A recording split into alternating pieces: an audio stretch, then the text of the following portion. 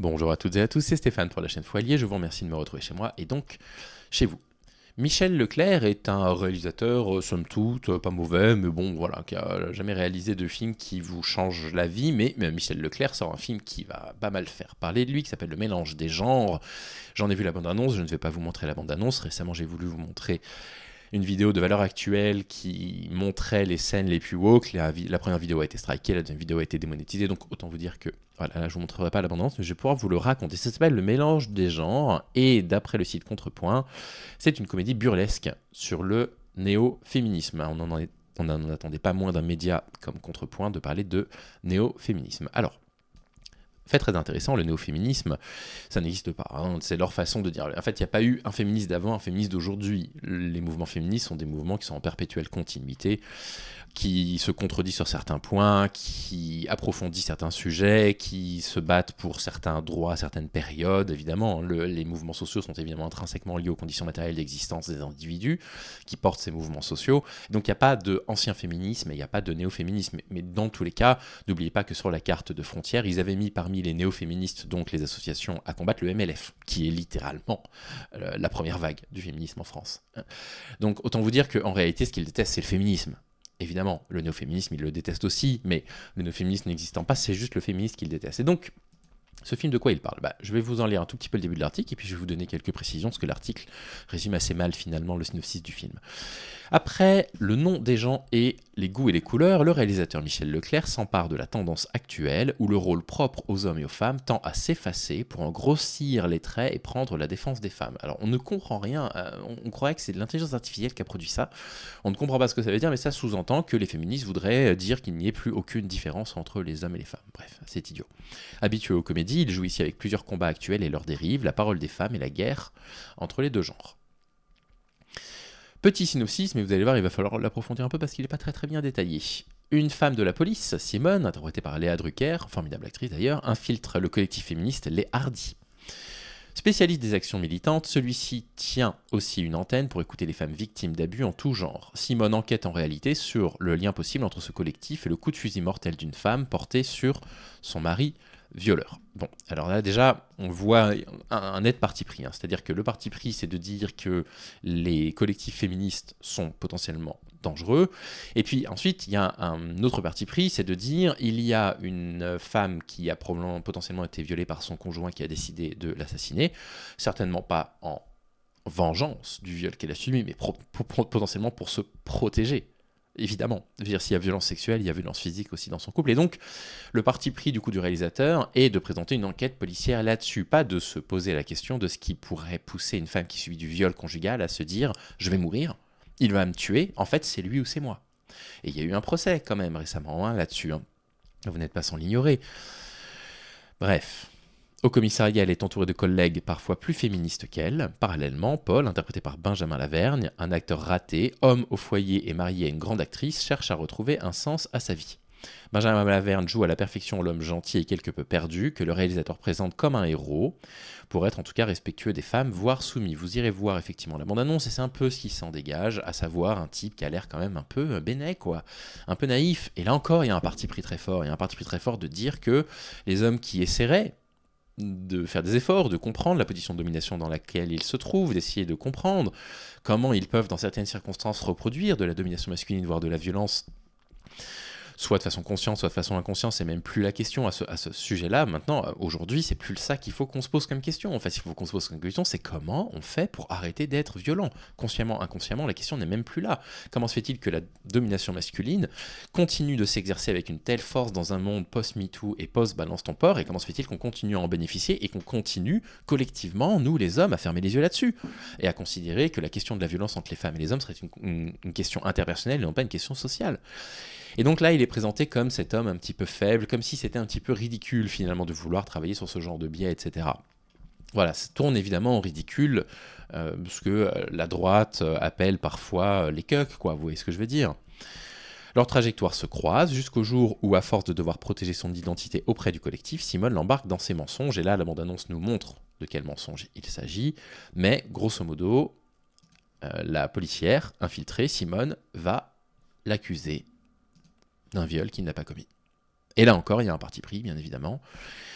Et je vais pouvoir, vous allez comprendre hein, comment je dresse mon propos dans cette vidéo, mais le parti pris qui est de dire que, toutes les déclarations de viol faites par les femmes sont crues, collectivement, partout, y compris par les féministes, ce qui n'est pas le cas, c'est vraiment pas le cas, et deux, que les fausses accusations de viol, c'est un fait, un sujet.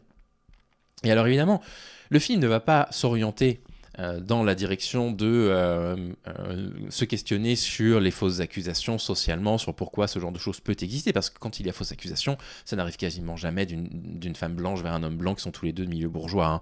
Ça n'arrive quasiment jamais. Il y a quasiment des rapports de classe, il y a quasiment systématiquement des rapports racistes entre les individus, et quand bien même, malgré tout ça, les fausses accusations sont rarissimes, et on aimerait qu'un réalisateur qui décide de parler du féminisme en parle correctement, en fait, il n'en parle pas sous l'angle de la fausse accusation de viol qui est tellement minoritaire, bien évidemment c'est dramatique, hein, ça doit détruire une personne quand ça vous arrive, mais qui est tellement minoritaire que très sincèrement je vois pas l'intérêt d'aller en parler. Et là l'article continue, l'homme déconstruit comme solution, donc jusqu'où ira la guerre entre les sexes? Alors s'il y a bien une guerre entre les sexes, je pense qu'il en existe une, c'est les hommes qui l'ont déclaré aux femmes, hein, c'est pas l'inverse, hein, les femmes elles se défendent. Hein.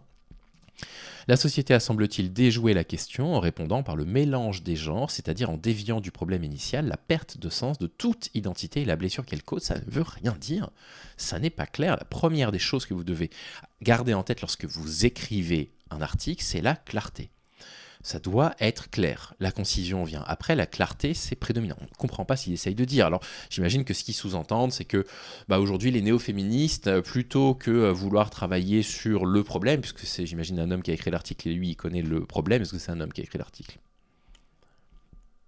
Non, c'est une femme. Bon, elle connaît le problème. Bon, du coup, mon argument tombe complètement à l'eau, mais peu importe.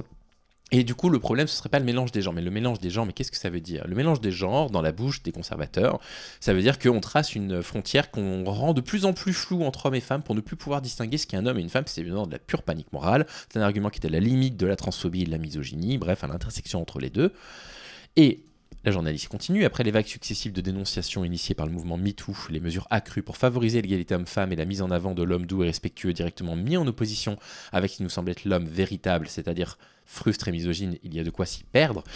Alors peut-être qu'il y a des mesures qui ont été prises pour favoriser l'égalité entre les hommes et les femmes, mais le fait est que la question de l'égalité homme-femme n'avance pas. En France, les égalités de salaire, elles sont assez stables, hein, finalement, entre les hommes et les femmes, entre le salaire moyen et le salaire à poste égal et temps de travail égal reste stable. Les hommes ne font pas plus de tâches ménagères qu'ils n'en faisaient par le passé. Les hommes ne s'occupent pas plus des enfants, etc., etc. Donc on a du mal à voir en fait où la journaliste a l'impression que ça y est, l'égalité, bon voilà, on a pris des mesures et maintenant on a bien avancé. Sujet d'actualité autant que piège d'actualité, voilà, j'imagine que ça veut dire quelque chose.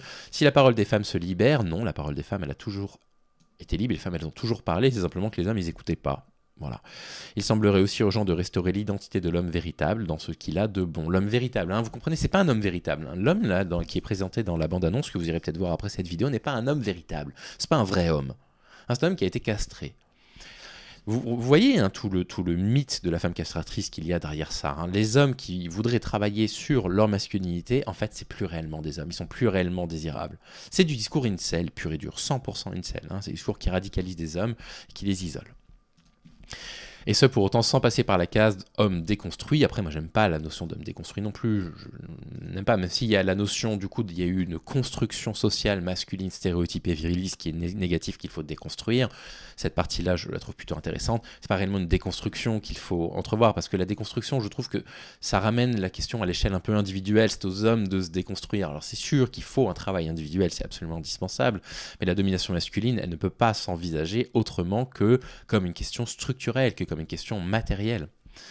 Bref, où l'homme démolit ou déconflit, comme l'avoue Benjamin Laverne, quand sa langue fourche dans des moments de vérité du film. Ah, c'est tellement drôle hein, de se moquer des hommes qui essayent de travailler justement là-dessus et de les faire passer pour des hommes démolis ou déconfits. Bref, les Hardy, elles sont présentées dans leur bon côté militant, mais aussi beaucoup tournées en dérision quand leur combat est à côté de la plaque. Construire un mausolée, lâcher des brebis au cours d'un événement organisé par la police, se demander si faire appel à des brebis n'est pas contraire au respect des animaux, et ainsi de suite. Oui, bon, des happenings complètement nuls de mecs, ça existe aussi. Et puis, je vois pas en quoi le fait de construire un mausolée en l'honneur, en l'hommage des femmes qui ont été assassinées par un conjoint serait une mauvaise idée, bien au contraire. Il existe des mausolées pour toute une série de choses et ce serait symboliquement assez fort quand même. Hein. Et après, ça se perd en élucubration sur Michel Leclerc lui-même. Bon, le cinéma français, qui arrive à lever des subventions directement auprès de producteurs et qui est vraiment capable du pire comme du meilleur. Et là, je pense qu'on est vraiment dans le pire. La bande-annonce ne laisse que craindre le pire. Alors bien évidemment, on pourrait me dire, mais il faut peut-être aller voir le film, si ça se trouve, le message change au cours du film. Bien évidemment, le message change probablement une évolution, etc. Mais si ce message de base, c'est ça, c'est-à-dire voilà comment nous percevons les groupes féministes qui se soutiennent par sororité quand l'une d'entre elles a subi un viol, et voilà quel est notre point de vue des hommes déconstruits et on s'en moque, vous aurez beau changer le message après, vous aurez de toute façon fait passer un imaginaire assez puissant par le cinéma, qui va marquer vos représentations du ridicule que représente un homme qui essaierait de travailler sur ses biais. Et je trouve ça triste, vraiment, à pleurer. Et voilà, je ne sais pas du tout ce que donnera le film, je le verrai en VOD bien plus tard, mais la bande-annonce part d'un nombre de prémices masculinistes. Le film prend des angles de vue masculinistes, je pense que c'est ce que je voulais vous dire. Je vous avais donné 3 exemples au début de la vidéo. Ces points de vue pris par le film sont des points de vue masculinistes, antiféministes, au possible. Et peu importe comment le film se développe par la suite, ces prémices-là, ils me fatiguent un petit peu. Voilà ce que je voulais dire pour le mélange des genres. Si vous l'avez vu, dites-moi ce que vous en avez pensé en commentaire. Vous savez très bien que je lis tous les commentaires, même si je n'y réponds pas, hein, je m'en excuse. Et puis écoutez, moi je vous souhaite de prendre soin de vous et je vous dis à demain. Salut les amis.